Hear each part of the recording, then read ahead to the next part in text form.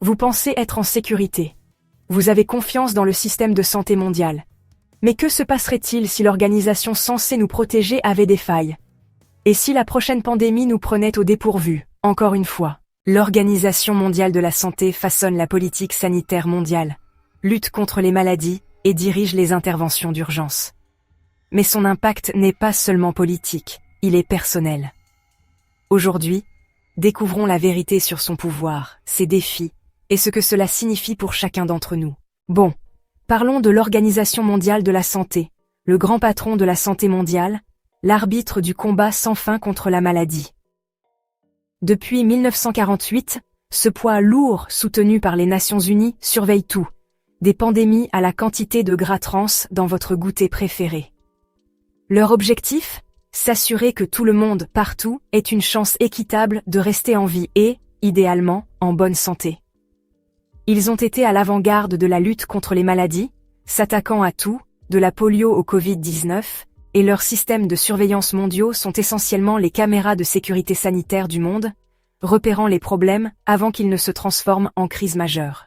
Mais il ne s'agit pas seulement d'épidémies, l'Organisation mondiale de la santé lutte également contre les tueurs silencieux, comme les maladies cardiaques, le diabète et même les problèmes de santé mentale. Ils ont des campagnes pour tout, vaccins, lutte anti-tabac, prévention du suicide, etc. Leurs programmes de vaccination à eux seuls ont sauvé des millions de vies, en collaboration avec des groupes comme l'UNICEF, pour s'assurer que les vaccins vitaux parviennent aux plus vulnérables. Pendant ce temps, leur politique sur les maladies non transmissibles essaie d'inciter les gens à adopter des modes de vie plus sains. Parce que, soyons honnêtes, livrés à nous-mêmes, la moitié d'entre nous fonctionnerait à la caféine, au stress et au déni pur et simple.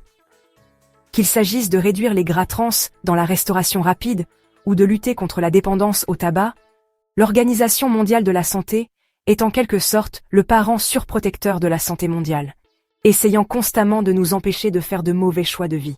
Et lorsque les gouvernements ont besoin de politiques de santé, ils se tournent vers les recherches, les directives et les listes de médicaments essentiels de l'Organisation mondiale de la santé, comme des étudiants qui bachotent avant un examen.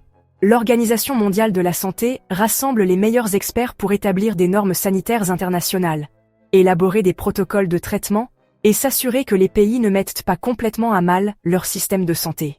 Ils contrôlent également les médicaments et les vaccins pour s'assurer qu'ils sont sûrs et efficaces, agissant comme le chien de garde de la santé mondiale qui s'assure que votre vaccin contre la grippe n'est pas juste du jus d'orange dans une seringue. Sans eux, l'accès aux médicaments essentiels serait un cauchemar, et les politiques de santé publique seraient un jeu de devinettes et d'espoir pour le mieux. Mais, et c'est un gros « mais », l'Organisation mondiale de la santé n'est pas invincible. Ils ont été critiqués pour leur réaction lente. Vous vous souvenez de l'épidémie d'Ebola de 2014? Les retards ont suscité de vives critiques. Et ne parlons même pas du chaos du Covid-19.